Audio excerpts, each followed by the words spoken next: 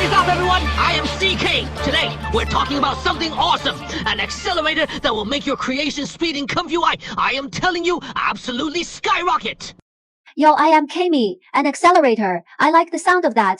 Seriously, every time I am staring at that progress bar, it feels like time has frozen. That feeling of watching it crawl forward, pixel by pixel, is just torture. I know exactly what you mean. The principle behind it is that every step of a diffusion model involves very precise calculations, which eats up our precious time and inspiration. But imagine if you could just skip those boring middle steps and jump straight to the results you want. How awesome would that be? Wouldn't that be like cheating? Quick, tell me, what is this cheat code called? Ta-da! It is from Sampler, or FSampler for short. But note, it is not a new sampler. It is more like a super smart acceleration layer that you can plug right into your existing workflow to make it run like the wind. No training, plug and play. That is amazing. So what is its core magic? It is predicting the future. It doesn't just plot along step by step like a normal sampler. Predicting the future. That sounds pretty mystical. Let me give you an analogy and you'll get it. Look at this chart. A normal sampler is like you are driving, one step at a time, but FSampler is like a master navigator in the passenger seat. After seeing you drive from point A to point B, it predicts and teleports you directly to point C, saving you the whole journey in between.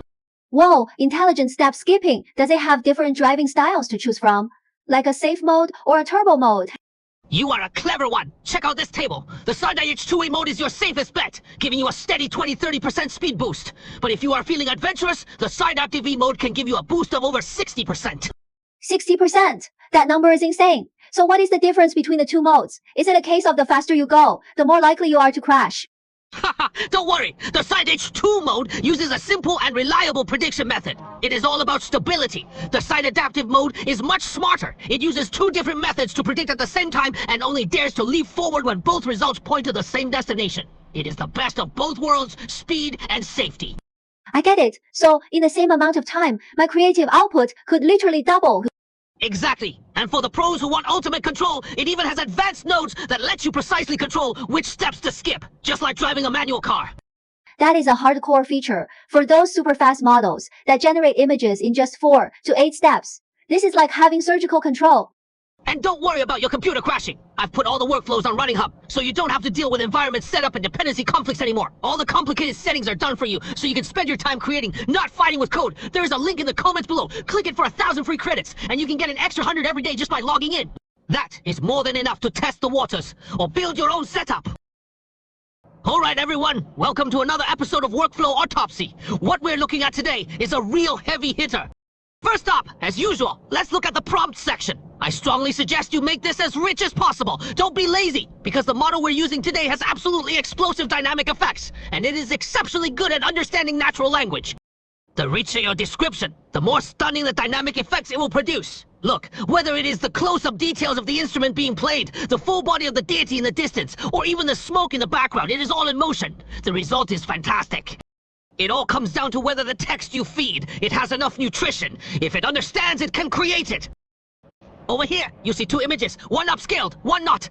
That is because I've set up a switch right here. You can choose whether or not to enable the high-res upscaler. Turn it on, and you'll get a crisper version. Next, the size settings.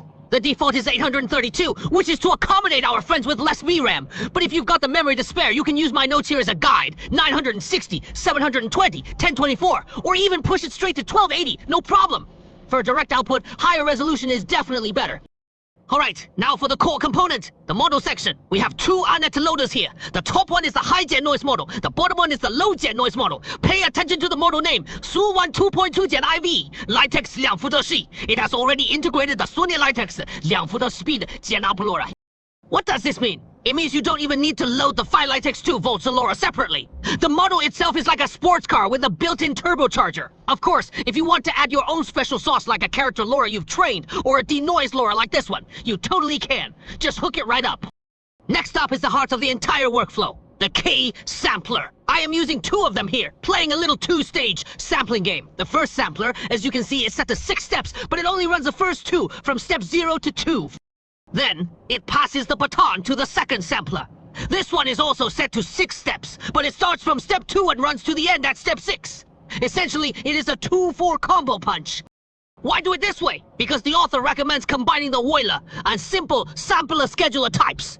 Think of them like a sprinter and a marathon runner. Each has its own strengths. By dividing the labor like this, I am playing to both of their advantages. Finally, let's look at the results. A 6-step run takes about 4-ish minutes. If I crank the steps up to 10, the time jumps to 11 minutes. But the dynamic effects are a bit stronger, so it is a trade-off between speed and quality. Oh, by the way, if you want to upscale the final image, there's a whole high-res upscaler section down here connected by a switch. Just enable it if you need it. Super convenient. Thanks to CK&KM for the inspiring share. Technological progress is all about removing limitations on creativity. Don't forget to like and subscribe, and we'll see you next time.